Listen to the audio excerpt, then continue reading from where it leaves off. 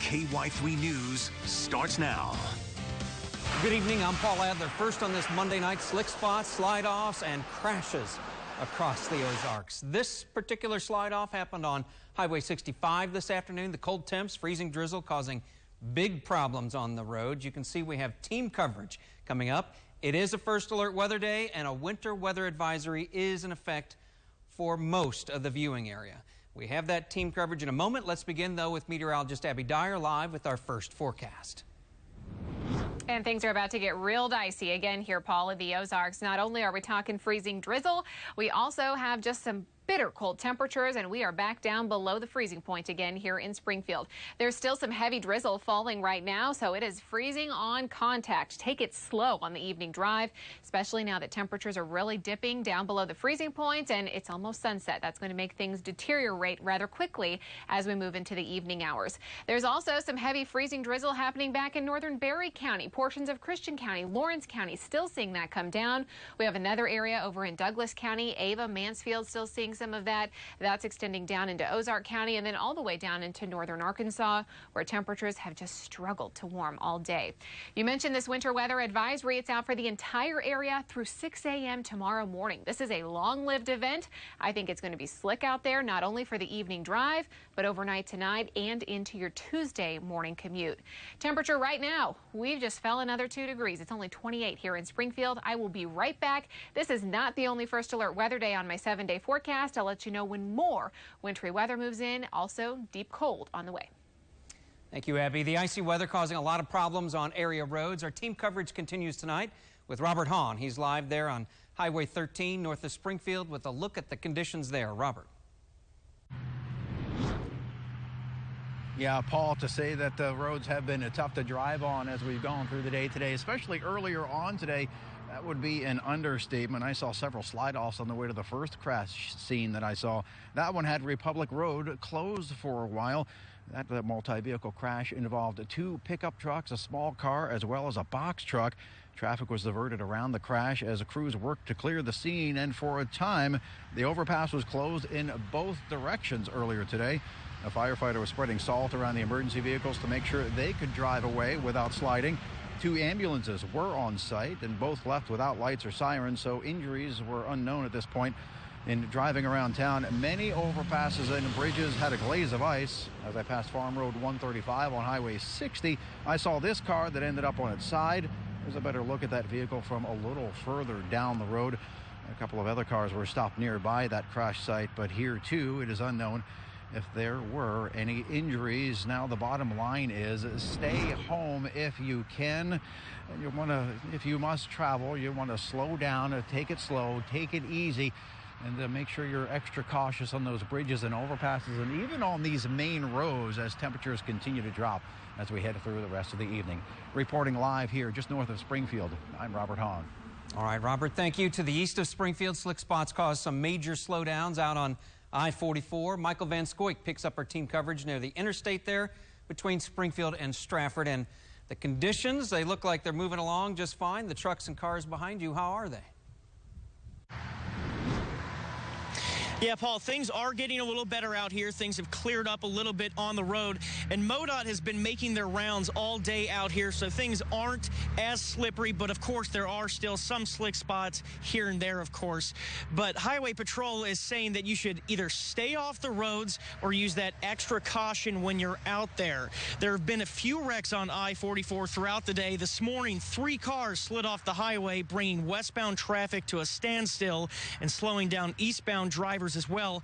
Highway Patrol says drivers need to make sure they are adapting to those conditions. Troopers say when we don't have these types of conditions very often, well, drivers tend to forget to modify their speeds and distance. They also say drivers should be on the lookout for spots refreezing as the sun starts going down. Here's what they say about what you should do if you do hit a slick spot. Take a listen. Don't pump the brakes. Just use the brakes as they are and let them do their job, but use them minimally. I mean, obviously we want to use the brakes to slow down, but what we call a panic brake, if we do that and it is a sheet of ice or very icy, the anti-lock braking system is not going to be as effective.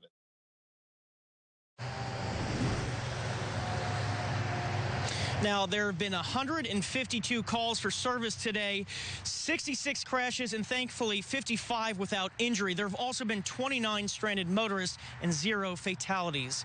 Live in Greene County, Michael Van Scoik, KY3 News. All right, thank you, Michael. Let's take a look at the bigger picture now. No current accidents showing up in the Springfield area at the moment. Things look like they're moving along here at National and James River Freeway, 60 there. If you take a look at the state map, though, if you're going to be traveling out and about, the darker blue here, that is partly covered. That's how they report most of the area around Springfield down south toward Branson. You get up toward Lebanon here, and it improves a little bit. It's mostly clear. So out about that area where Michael Van Scoik is and out to the east up towards St. Louis. I did see a report out of Jefferson City that there's a problem up there. If you're heading to Jeff City tonight or tomorrow, you might want to check ahead. Arkansas. I pulled up Arkansas just to see what's going on in Arkansas. It's all clear. It's all good there. You can stay up to date on the situation with the winter weather online at ky3.com and with the free KY3 News and Weather apps. You'll find the hour-by-hour forecast for your area, live radar, school closings, and travel conditions. We've got you covered here at ky3.com. Family members of a man shot and killed nearly 3 years ago are speaking out today. They want justice for 39-year-old Joseph Roberts. A man is charged with shooting and killing him on March 10th, 2018. Court documents tell the story. They say Roberts had been in the process of moving out of a home he rented from Ramey Halbrook. Roberts' friends told investigators Halbrook came out of a shed on that property when Roberts pulled up. When Roberts asked Halbrook what he'd been doing, Halbrook reportedly shot him. We're told Halbrook admitted to a deputy he did it, and he is charged with first-degree murder. Everybody ought to know what's going on. I mean, you don't kill somebody and walk the streets afterwards. I just want justice for my dad. That's, I want this to be done, and I want to see him in prison. Halbrook's attorneys say the pandemic has led to significant delays in the case. Halbrook's jury trial now scheduled to begin on March 3rd. The Nixa School Board has fired a Nixa Junior High School assistant principal. This man here, Colby Fronterhouse, is facing child pornography charges. The Nixa Board voted unanimously to terminate Fronterhouse. The now former school leader is accused of posing as a teenage girl to get sexually explicit pictures from a 13-year-old boy. If you need to get stamps or mail or a package delivered, you might want to steer clear of the post office on East Independence. It's temporarily closed. Abby Taylor is live at that post office tonight. Abby, I know there are P.O. boxes in there. You can kind of see them in the background. Can people still get in to use those? Paul, yes, if you have a P.O. box, you can go inside and check your mail. Also, if you have a package that has postage, you can go ahead and drop it off too. A representative for the United States Postal Service says the James River branch is temporarily closed due to the COVID-19 issue. Robert Harnden stopped by earlier this afternoon hoping to retrieve his medicine after having eye surgery, but it wasn't there. Come down to get my eye drops. They said that they would be here on Saturday, and they're still not here. It's very frustrating. Well, there wasn't even anybody here Saturday to put the mail in the boxes. The boxes, they still want to charge you for the boxes, but they don't. There wasn't nobody here to put the mail in the boxes.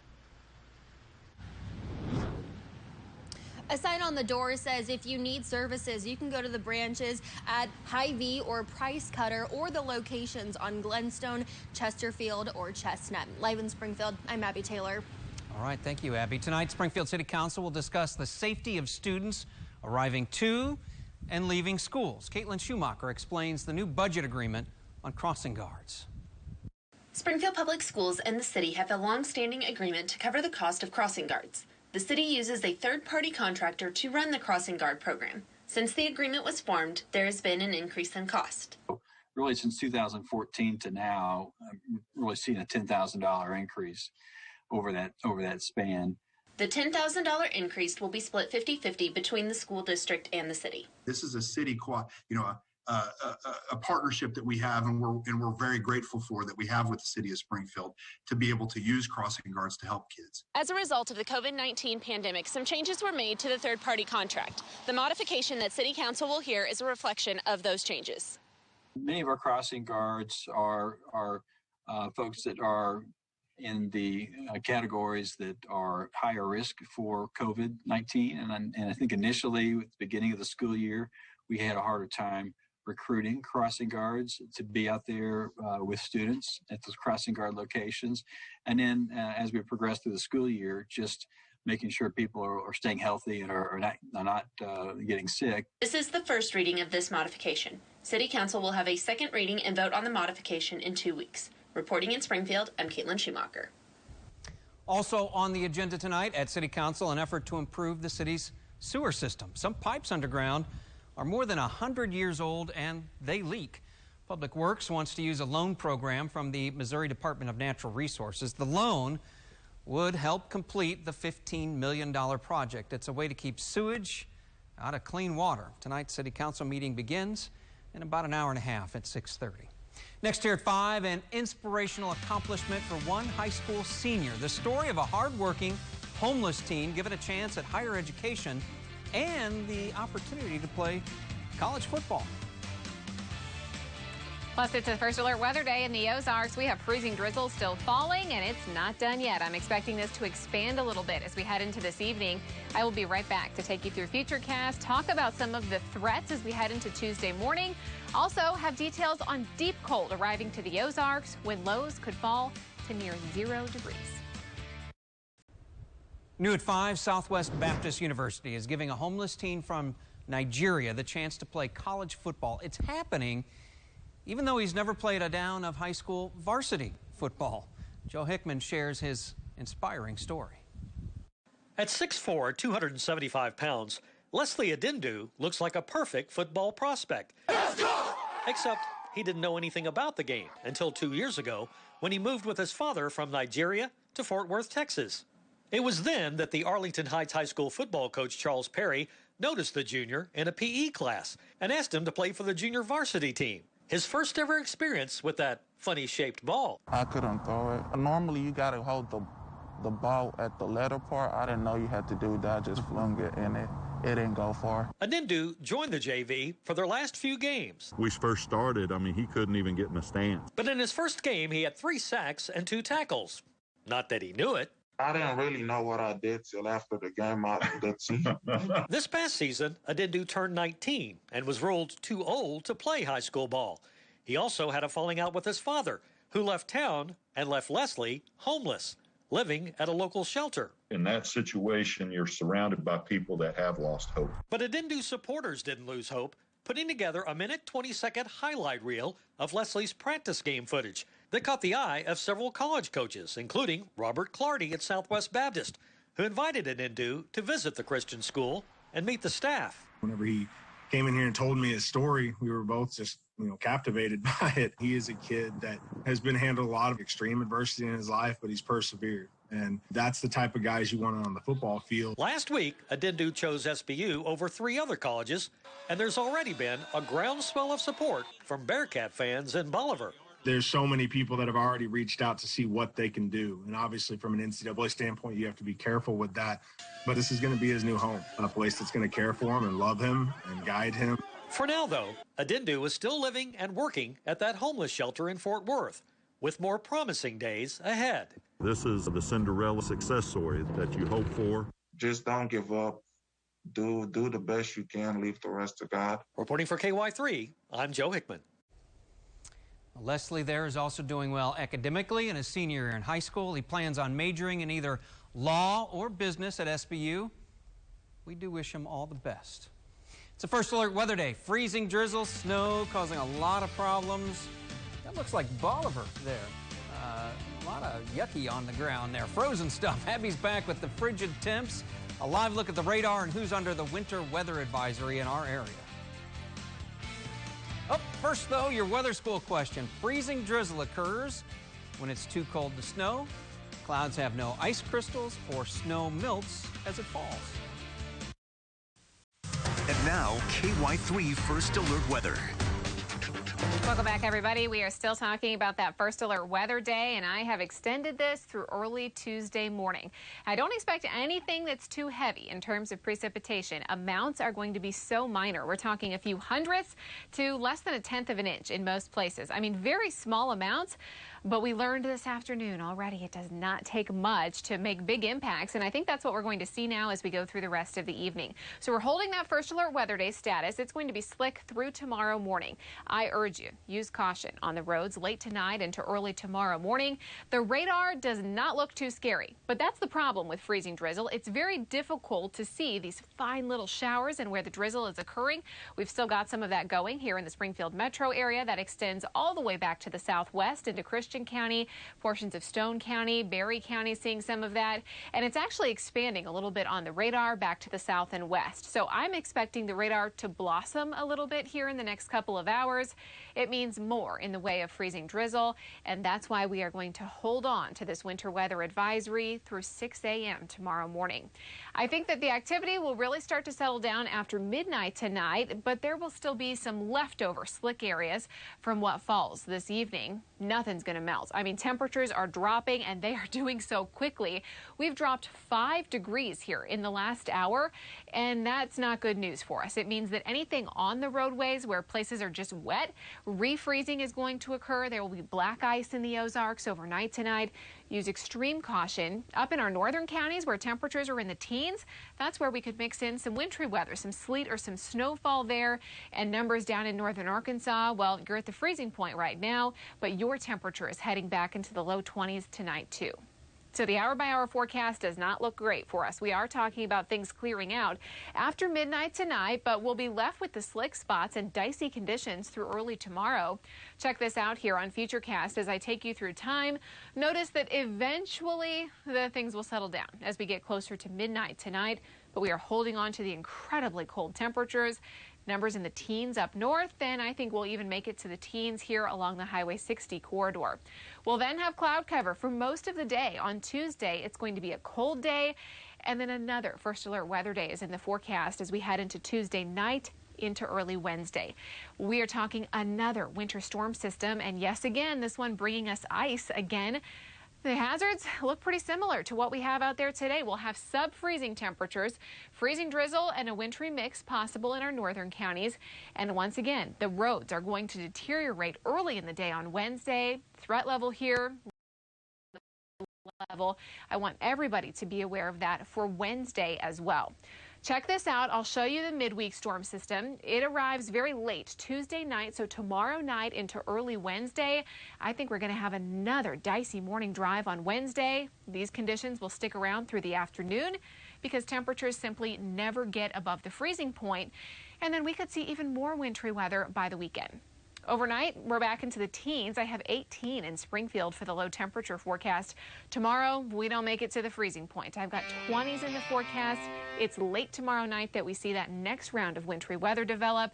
First alert weather day in effect for Wednesday as well.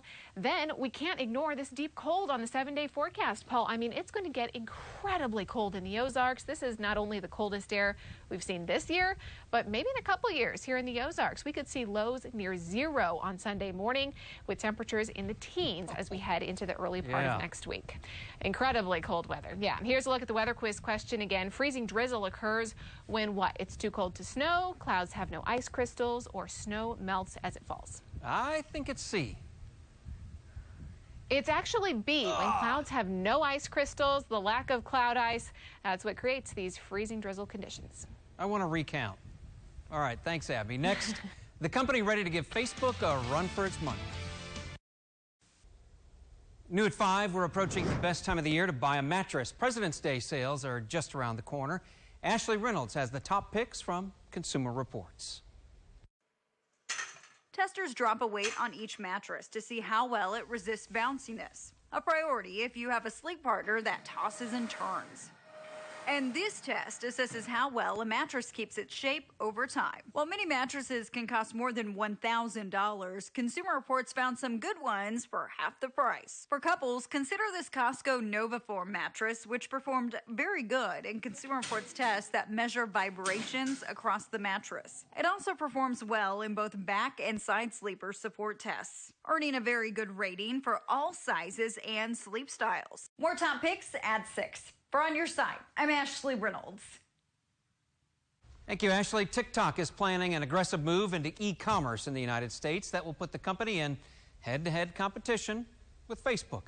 According to the Financial Times, the Chinese-owned app has briefed advertisers on some new features. One feature will include a tool that allows its most popular users to share links to products. Those users will automatically earn a commission on any sales. TikTok also plans to give brands the ability to showcase a catalog of their products. You may also see live stream shopping. We're back with the final check of that wintry weather after this. All right, freezing drizzle is going to continue tonight, and we are holding this first alert weather day status through early Tuesday. There will be some slick areas out still late tonight, early tomorrow morning. If you absolutely have to be out, use caution. Not big totals here, but we are talking big impacts, and we are going to be under this winter weather advisory through early tomorrow morning. Paul, it lasts until 6 a.m. Everybody drive safe. Thank you, Abby. Thanks for watching KY3 News at 5. Lisa and Steve back here in 30 minutes.